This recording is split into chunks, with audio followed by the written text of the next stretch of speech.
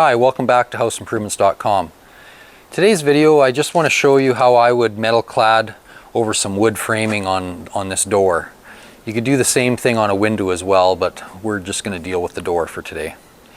So this would be a case where maybe you've got some wood brick mold, or have replaced some brick mold and you want to cover it up with metal so that it's basically zero maintenance. And that's exactly what I'm doing today. I've got my pieces here. So what you need to do is get some profile measurements and make a bit of a drawing. Sorry, cameraman, you're chasing me around. So I would basically make a bit of a drawing just on a piece of paper. This is what I want. I want just a U-shape or a C-shaped piece of metal that's going to go right around this piece that you see that's not painted. So then I would measure all the dimensions that I want and just mark them down on there. In my case, I used, I'm coming around 1.5 inches here, 2.5 inches across the face, 1.5 inches there. And I would take that down, oh, and I need a total length. I would take that down to my local supplier. In my case, I usually use Eve Trough company here, and they will bend up a custom piece of metal at the color that you desire. When you're figuring out your lengths, I usually allow 2 to 3 inches extra in length, so you have a little bit of play. So in this case, I think these are around 83.5 inches high, so I would just say I need 2 pieces at 85 inches bent to these dimensions. And if your top's the same, I would get the same dimensions and just, 3-4 inches longer again. Okay. You can generally, most suppliers will have a lot of different colors in either a painted metal like this or a painted aluminum. Okay, so that's kind of what you need before you go there. Once you've got the pieces back home, you've got to do some cutting now to make them all fit nice. So one of the first things that I would do is I would measure right from the bottom down here, right up here into the corner. So I'd take that measurement, I'd figure out which piece I'm using, and I'm going to make that measurement, in this case, right along this one edge. This is the inside edge, and I'd make a mark at that measurement I just read. I'd then make a second mark 1/2 inch longer than that, and you'll see why in a minute. Okay, so this is going on here like this, right? Okay, so this is up in this top corner going back in towards the door frame. Okay, then I roll it face up, and I'd get another measurement, which is hooked right on the bottom here, right to the very top. That measurement there. And what I do then, hook on, I'd mark that measurement right on the piece of metal. And I'd take a square and make a square line across there. There's some extra marks there, but I'll get to those. Okay, that mark I just made there, I'd roll it around to the outside and mark the same thing there as well. Okay, then I take my speed square or anything else that gives you a 45-degree angle like that, and I would lay it on here. And from this upper mark where I went up the extra 1/2 inch, I just make a 45-degree angle all the way across. Now on here I'm going to be cutting off all of this and all of that area. Actually, oops, not this little piece, and all of this. Okay, so you're basically going to end up with something that looks like this piece here. This is just on the opposite side. Okay, so this is the total height right there. I've got an extra little tab up here. This is the total height on the inside of the jamb, and here's that extra 1/2 inch tab that's going to get folded around there.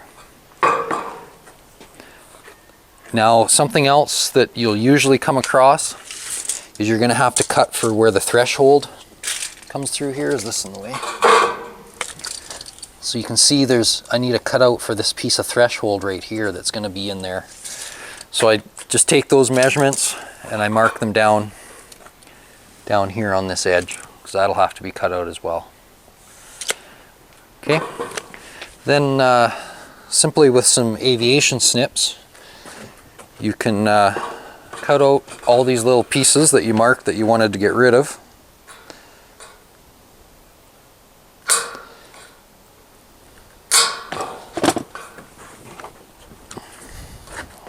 Just want to use these snips instead.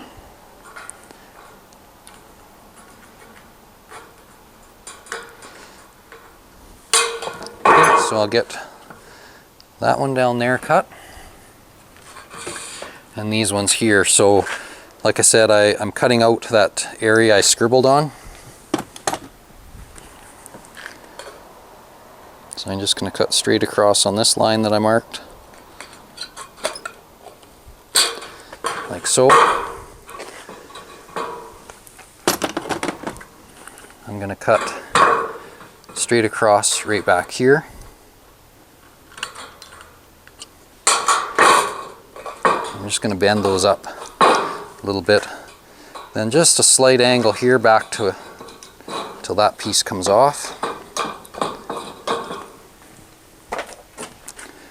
Same thing here.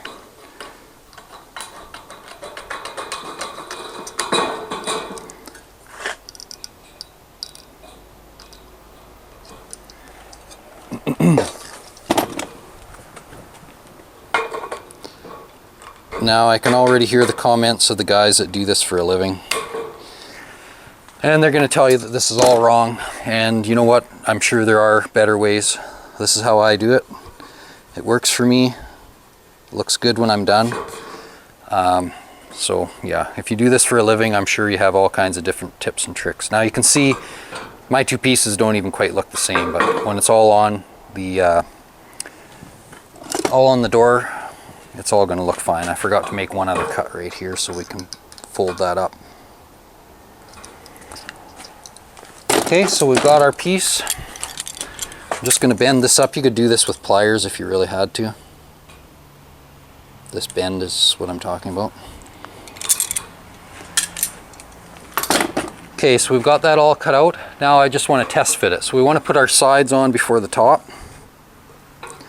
I'm just going to test fit it here to see if I need to trim anything out.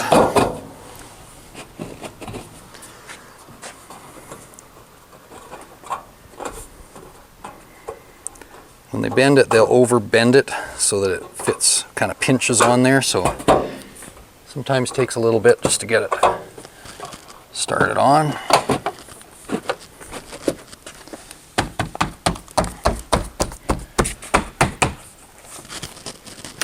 Okay, so that's actually a pretty good fit.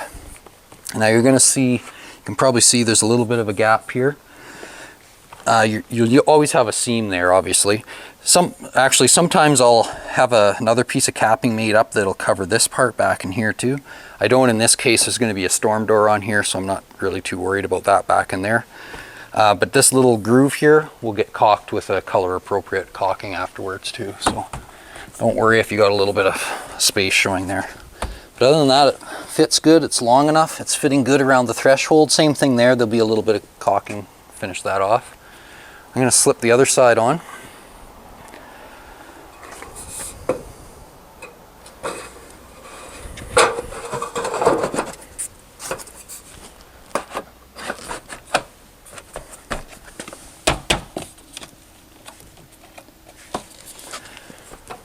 That one seems to fit fine too.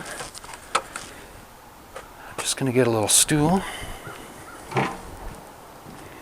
So these two little ears or tabs that I've got sticking up there, once I'm happy with how this all sits in place, I'll just take these little ears and bend them down on the top there. Just like so. Okay, and then to hold this in place, I just use a small ring nail. Some guys will staple it on there, but I just place a small ring nail if I can in places that where you can't see it. Sometimes that isn't possible. In our case, there's going to be another trim all around here, so this is all hidden. Now I've got the foam in the way there, so I can't really get this in there, but I can do it up here.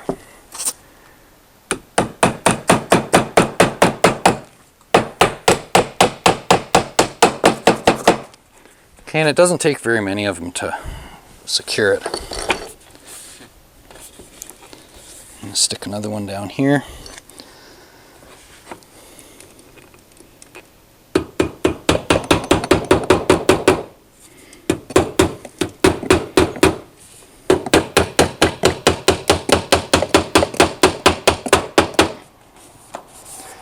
Okay, and then a lot of times I don't even put any nails on the inside here if you're going to be caulking it anyways, and especially in this case I'm going to be putting a storm door on here, so the frame of the storm door is going to hold that in place anyways.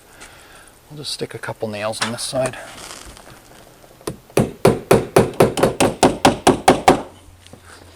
Okay, so we've got the side pieces on there. Now our top piece, we'd have to measure and cut. I've got one end cut. I've actually got the other end all marked out.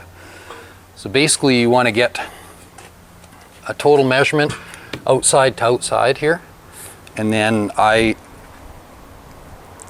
extend it by 1/2 inch so that we have a little tab that'll fold down over the outside corner, just so there isn't a seam up there.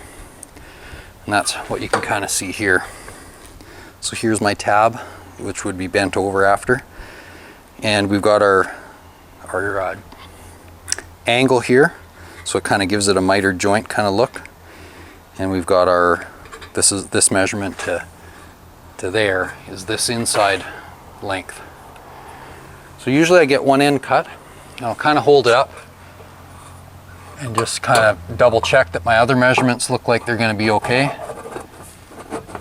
Because if you cut this too short to start with, then you're going down to pick up another piece. And actually I'm a little bit too big actually. So I've got to come just a little bit narrower. So I'll just cut this end.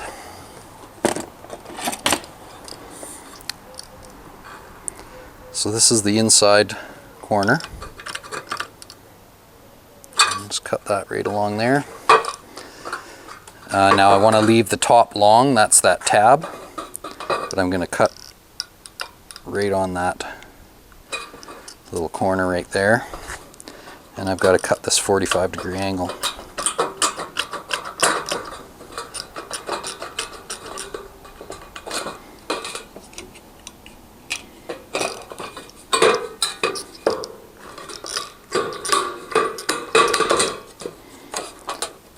This is a piece of steel trim. The aluminum trim is a little bit easier to work with, but it will dent that much easier too.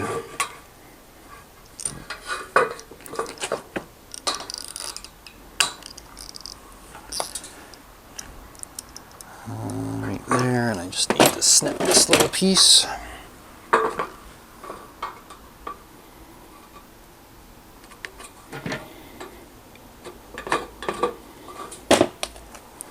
Okay, so you should end up with something that basically looks like that. We'll just try it in there now and see how it fits. So we have our little folded in tabs here. I need to get this bottom of this one below those. So I kind of get my top hooked up there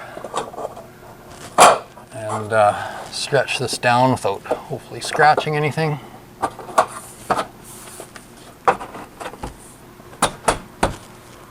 So you basically end up with that sort of a look. And we've got those little tabs we need to fold down.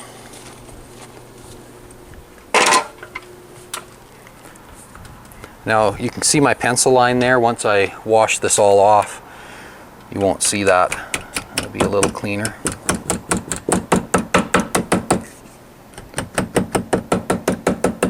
Just fold that little thing around. I'm going to throw one nail in the top on each end.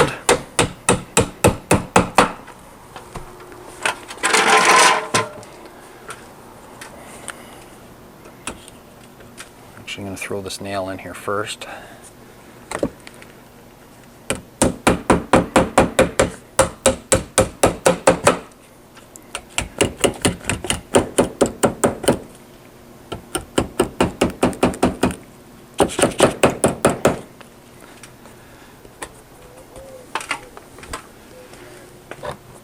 I may have to put a nail in here just to keep it in. It's got a little bit of a twist in it.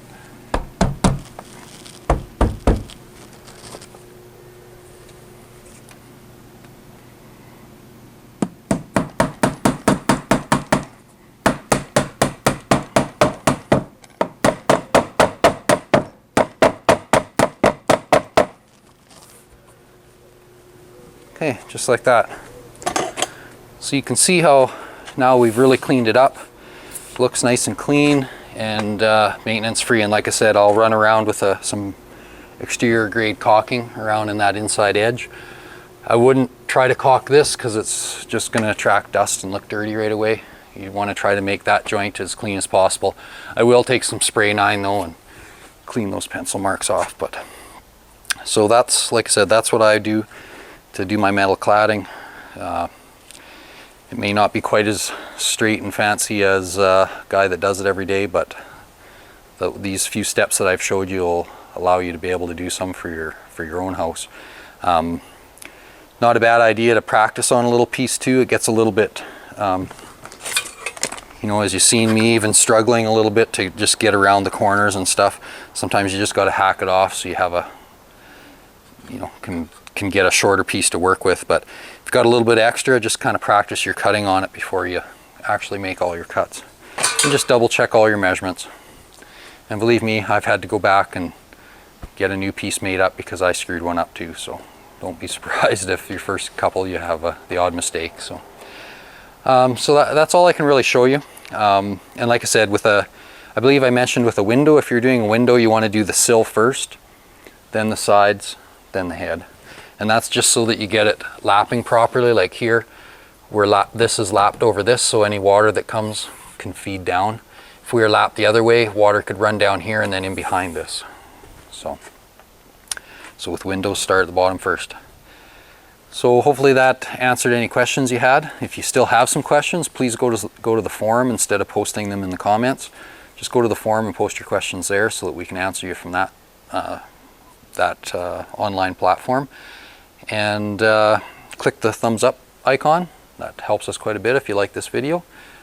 Subscribe to our channel if you haven't done it, and maybe check us out on Patreon as well, Facebook and Twitter. Thanks a lot.